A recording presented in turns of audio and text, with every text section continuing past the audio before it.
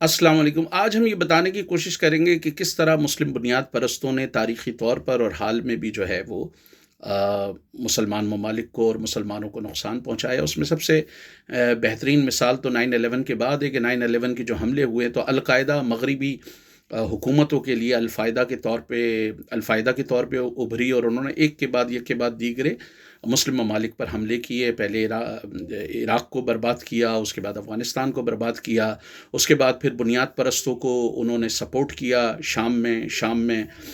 5,55,000 سے زیادہ لوگ جو ہے وہ ہلاک ہوئے، $150 بلین سے زیادہ کا انفراسٹرکچر تباہ ہوا، تقریباً 1,10,00,00,000 لوگ وہاں بے گھر ہوئے۔ اس کے بعد لیبیا میں انہوں نے بنیاد پرستوں کو سپورٹ کیا۔ تو یہ تو حال کی مثالیں، ماضی کی مثالیں میں بہت سارے اس میں دے چکا ہوں کہ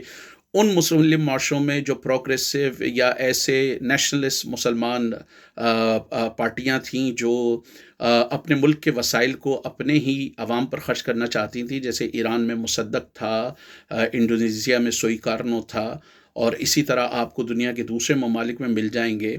مصر میں کسی حد تک جمال عبد الناصر تھا، آپ ان پہ تنقید کر سکتے ہیں، لیکن لازم بات ہے کہ ان کا ایک مطمع نظر یہی تھا کہ نہر سوئس کی جو پیداوار ہے، سوئس کینال کی جو پیداوار ہے یا اس کا آنے والا منافع جو ہے وہ مصری عوام پر خرچ ہو۔ لیکن ہم نے یہ دیکھا کہ اس دور میں بھی مغرب نے سارے بنیاد پرستوں کو سپورٹ کیا۔ یہ میں پہلے بھی کئی دفعہ کہہ چکا ہوں، انڈونیزیا میں ماسچومی، ایران میں آیت اللہ کاشانی جو مصدق کے خلاف تھا، اسی طرح افغانستان میں جو ہے گل بدین حکمت یار، عبد الرسول سیاف، اور یہ جتنے سارے بنیاد پرست تھے ان کو سپورٹ کیا۔ اسی طرح مصر میں اخوان المسلمین کو سپورٹ کیا، اور ایون اسرائیل میں یا فلسطین میں حماس کو سپورٹ کیا۔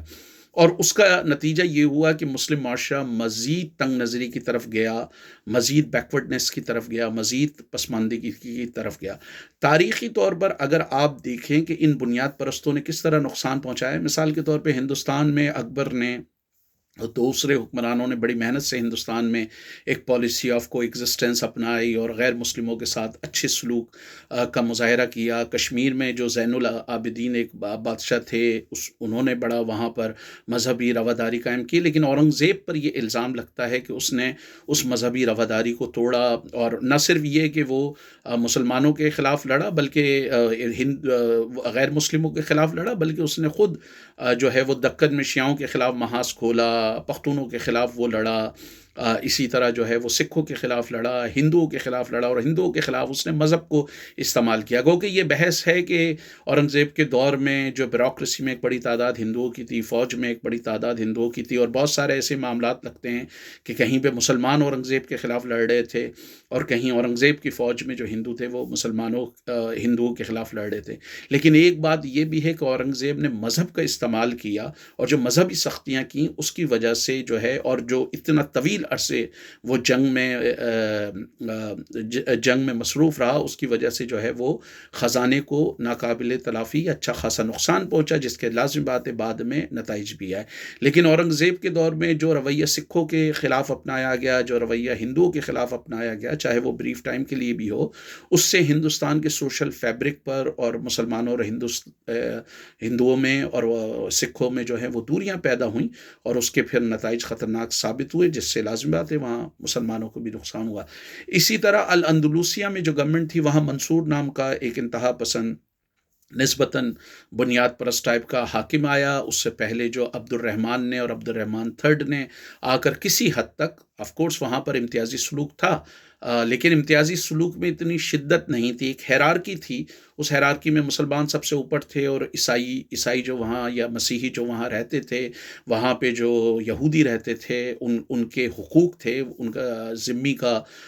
وہ تھا، درجہ تھا، لیکن ان کو اچھے خاصے حقوق حاصل تھے، اور بہت سارے معاملات میں الاندلوسیہ میں اور یہ سدرن اسپین میں جو مسلمانوں کی گورنمنٹ رہی، کچھ جگہوں پہ تو یہودی جو ہے وہ بڑے ٹاپ آفیشلز رہے۔ ایک کیس میں غالباً ایک وزیر اعظم کے عہدے پر بھی رہا، چیف ایڈوائزر کے طور پر بھی۔ تو یہ سلسلہ وہاں پہ چلتا رہا۔ اسی طرح وہاں پر جتنی علمی اور ادبی ترقی ہوئی، اس علمی اور ادبی ترقی میں جو ہے وہ یہودی، مسیحی اور مسلمانوں نے مل کر جو ہے وہ یونانی فلسفے پر، ہندو فلسفے پر، ایرانی علوم پر جو ہے وہ مل کر کام کیا۔ لیکن یہ جو المنصور آیا تقریباً 9 سینچری کے اینڈ میں اور 11ویں سینچری کے شروع میں، اس نے آ کر جو ہے وہ بنیاد پرستانہ نعرہ لگایا، اور اس نے وہاں کے رہنے والے مسیحی جو اچھی خاصی آبادی کا ایک بڑا حصہ تھے ان کے خلاف جو ہے وہ ان کو پرسیکیوٹ کرنا شروع کیا۔ اس پرسیکیوشن کا رزلٹ یہ ہوا کہ یورپ میں مسلمانوں کے خلاف نفرت مزید بڑھی، اور وہ مسلمان جو الاندلسیہ میں تقریباً 711 میں آئے تھے اور تقریباً 700-800 سال وہاں رہے، 1492 میں ان کو سب کو انہوں نے نکال دیا۔ یا تو کچھ کو مجبور کیا کہ وہ مذہبی ہو جائیں، مذہب تبدیل کر لیں۔ پہلے ان کو یہ کہا کہ بھئی لمیٹڈ ان کو فریڈم دی، بعد میں ان کو کہا کہ نہیں جی آپ جو ہے وہ مسیحی ہو جائیں، اور پھر ان کو بھی نکال دیا۔ بہت سارے ایسے مسلمانوں کو بھی نکالا جو مسیحی ہو گئے تھے، ان پر یہ الزام لگایا گیا کہ وہ دل سے مسیحی نہیں ہوئے۔ یہودیوں کے ساتھ بھی تقریباً اسی طرح کا سلوک کیا گیا۔ تو ہم یہ دیکھتے ہیں کہ یہ جتنے بنیاد پرست یا انتہا پسندانہ سوچ ہے، انہوں نے خالی دنیا کو نقصان نہیں پہنچایا، خود مسلم معاشروں کو بھی نقصان پہنچایا۔ تو المنصور نے جو جنگ و جدال کی پالیسی اپنائی، اس نے علمی ترقی کو بھی روکنے کی کوشش کی، یہودیوں کے ساتھ بھی اس نے جو ہے وہ غیر منصفانہ رویہ اپنایا، مسیحیوں کے ساتھ بھی غیر منصفانہ رویہ اپنایا۔ اس سے پہلے مسیحی جو ہے وہ کسی حد تک جو ہے پارٹ اینڈ پارسل تھے الاندلسیہ کا، اور ان میں کسی حد تک اسیمیلیشن بھی تھی۔ یہ جو عبد الرحمن سوئم تھا، اس کی والدہ جو تھی وہ مسیحی تھیں، اور آپس میں شادی بیاہ بھی ہوتے تھے۔ گو کہ امتیازی سلوک کسی حد تک تھا، لیکن وہ ہیرارکیل تھا، وہ کلاس بیس تھا۔ تو ہم نے دیکھا کہ جن مسلمان انتہا پسندوں نے، حاکموں نے انتہا پسندانہ پالیسیز اپنائی، اس کا لانگ ٹرم میں ان کو نقصان ہوا۔ اور اسی طرح یہ جو انتہا پسند تنظیمیں ہیں، انہوں نے بھی جو ہے وہ مسلمان ملکوں کو عسکریت پسندی کی طرف دھکیلا۔ اس کا نتیجہ یہ ہوا کہ عسکریت پسندی کی وجہ سے وہ مسلمان ممالک جو ہے برباد ہوئے۔ افغانستان برباد ہوا، عراق برباد ہوا، جس میں فلسطین کے بعد سیکنڈ ہائیسٹ گریجویٹ ہوتے تھے عرب دنیا میں، اور لیبیا جس کا ہیومن ڈیولپمنٹ انڈیکس جو ہے افریقہ میں ون آف دا بیسٹ تھا، اس کا جنازہ نکل گیا۔ شام جو ایک نسبتاً ترقی یافتہ ملک تھا، ٹھیک ہے وہاں سیکولر ڈکٹیٹرشپ تھی، لیکن یہ صورتحال نہیں تھی وہاں پر۔ پھر انٹرسٹنگ بات یہ ہے کہ سارا بنیاد پرستی کا نعرہ لگا کر، مغرب کے خلاف باتیں کر کر، اور مغرب کو گالیاں دے کر، کفر و اسلام کی جنگ کا نعرہ لگا کر، آج افغان طالبان بھی ان کی گود میں بیٹھے، امریکہ سے اچھا خاصا وہ پیسہ لے رہے ہیں۔ اور یہ جو جولانی ہے شام کا، جو دہشت گرد تھا جس نے القاعدہ کی بنیاد رکھی، بعد میں النصرہ فرنٹ بنایا، آج وہ بھی پوری دنیا کو پتہ ہے کہ حال ہی میں اس نے ٹرمپ سے ملاقات کی ہے، اور وہ بھی ان کی گود میں بیٹھا ہوا۔ اسی طرح چیچنیا کے انتہا پسند ہوں، یا چائنا کے ویسٹرن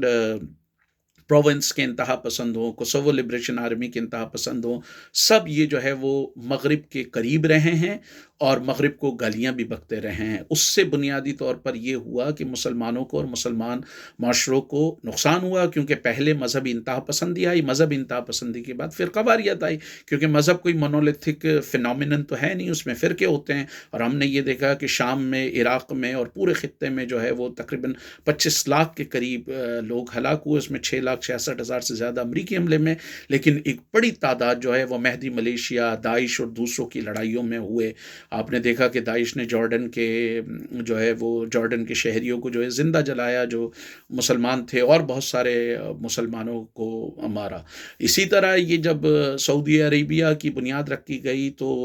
جو مولانا عبد الوہاب نجدی اور ان کے پیروکاروں نے بریلویوں کو نشانہ بنایا۔ تو ہمیں نظر یہ آتا ہے کہ یہ انتہا پسند